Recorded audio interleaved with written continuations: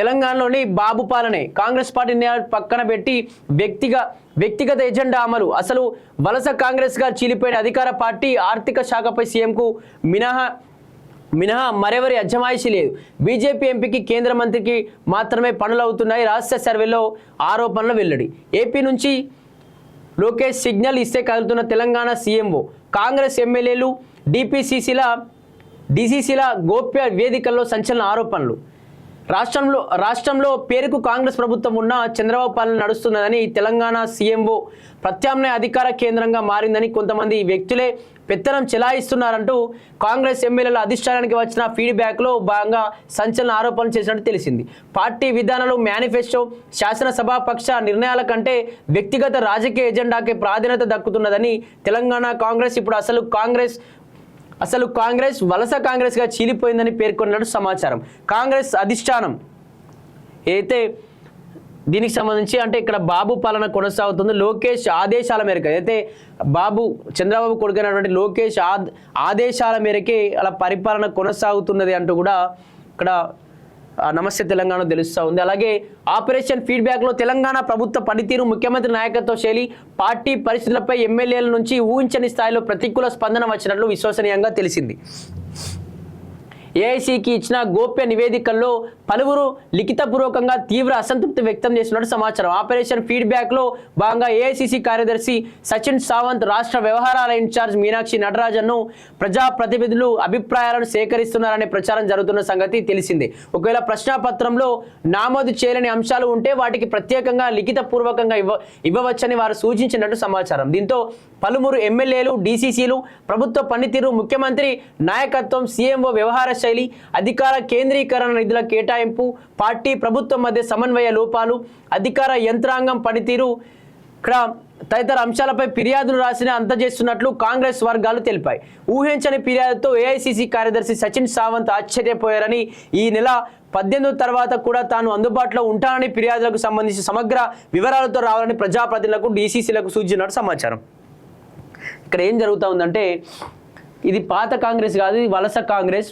ఇది మొత్తం చంద్రబాబు పెత్తనంతో నడుస్తూ ఉంది. ఇక్కడ సీఎంఓ మొత్తం కూడా చంద్రబాబు టీడీపీ ఆదేశాల మేరకు కూడా ఇక్కడ పరిపాలన కొనసాగిస్తున్నారంటూ కూడా ఇక్కడ ఒక సర్వే, అదేం సర్వే అంటే ఆపరేషన్ ఫీడ్బ్యాక్ అనేటువంటి సర్వేలో ఇక్కడ వెల్లడవుతున్నట్టు తెలుస్తుంది. ఇక్కడ రాష్ట్రంలో ఉన్నటువంటి డీసీసీ అందరూ కూడా పెద్ద ఎత్తున ఏఐసీసీకి ఇక్కడ నివేదిక ఇస్తూ ఉన్నారు. ఇక్కడ మొత్తం చంద్రబాబు పరిపాలన నడుస్తూ ఉంది. ఓన్లీ ఒక వ్యక్తి మాత్రమే తన సొంత నిర్ణయాలతో పరిపాలన చేస్తూ ఉన్నాడు, మాకు అసలు మా ఎవరిని కూడా పట్టించుకోవట్లేదు అని చెప్పేసి ఈ సర్వే ఇక్కడ ఆ ఫీడ్బ్యాక్ మొత్తం కూడా ఏఐసీసీకి చేరినట్టుగా కూడా సమాచారం తెలుస్తూ ఉంది. దీనికి సంబంధించి తెలంగాణలో ప్రభుత్వం ఆంధ్ర పరిపాలన కొంతమంది ఎమ్మెల్యేలు తమ ఫీడ్బ్యాక్లో అత్యంత తీవ్ర వ్యాఖ్యలు చేసినట్టు సమాచారం. రాష్ట్రంలో కాంగ్రెస్ ప్రభుత్వం అధికారంలో ఉన్నప్పటికీ రాష్ట్రాన్ని పరిపాలిస్తున్న ఏపీ ముఖ్యమంత్రి చంద్రబాబు నాయుడునేనని తీవ్ర ఆరోపణలు చేసినట్టు తెలిసాయి.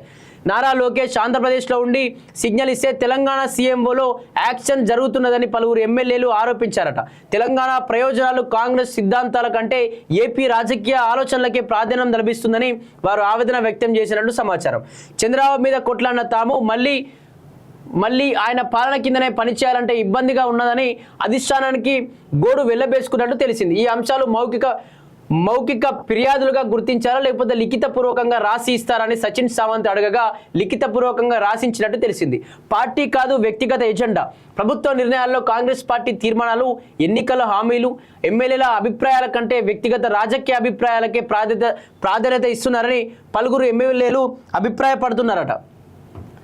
ప్రస్తుతం ఒక దిశలో పార్టీ మరో దిశలో నడుస్తుందని తేల్చి చెప్పారట. అంతర్గత విభేదాలు, దాడులు తీవ్రస్థాయికి చేరుకోనున్నాయి పలువురు ఎమ్మెల్యేలు పేర్కొన్నట్లు సమాచారం. సీనియర్ కాంగ్రెస్ నాయకులకు తగిన ప్రాధాన్యం లేకపోవడం, ఇటీవల పార్టీలో చేరిన నాయకులకే అధిక అవకాశాలు కల్పిస్తున్నారనే అసంతృప్తిని వ్యక్తం చేస్తూ అసలు కాంగ్రెస్, వలస కాంగ్రెస్ అనే రెండు శిబిరాలుగా పార్టీ విడిపోయిందని కొందరు తమ అభిప్రాయాల్లో నమోదు చేసినట్టు తెలిసింది.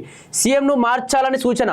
ప్రభుత్వంలో అత్యంత కీలకమైన ఆర్థిక శాఖ పూర్తిగా ముఖ్యమంత్రి కార్యాలయ ఆధీనంలో నడుస్తుందని, మంత్రులకు కూడా స్వతంత్ర నిర్ణయాలకు నిర్ణయాధికారం లేదని కొందరు ఎమ్మెల్యేలు పేర్కొన్నట్టు సమాచారం. నిధుల విడుదల, పరిపాలన అనుమతులు, అభివృద్ధి కార్యక్రమాలను సీఎంఓ ఆమోదంపై ఆధారపడుతున్నాయని చెప్పినట్లు తెలిసింది. పార్టీ తరపున ఏఐసిసి నిధులు పంపిస్తున్నామని రాష్ట్ర నాయకత్వం చెప్తుండగా అవి నిజంగా చేరుతున్నాయా అని కొందరు ఎమ్మెల్యేలు అనుమానం వ్యక్తం చేసినట్టు సమాచారం. మాతో నిధులు పంపిస్తున్నామని చెప్పారు, మీకు నిజంగా అందాయా అని ఏఐసిసి ప్రతినిధిని పలువురు ఎమ్మెల్యేలు నేరుగా ప్రశ్నించచ్చు విశ్వసనీయంగా తెలిసింది. సదరు ఎమ్మెల్యే వేసిన ప్రశ్నకు మీనాక్షి చిరునవ్వు నవ్వినట్టు సమాచారం. మీ నియోజకవర్గానికి అడిగిన నిధులు ఇచ్చారు కదా, అయినా ఫిర్యాదు ఎందుకు అని మీనాక్షి అడిగినట్టు తెలిసింది.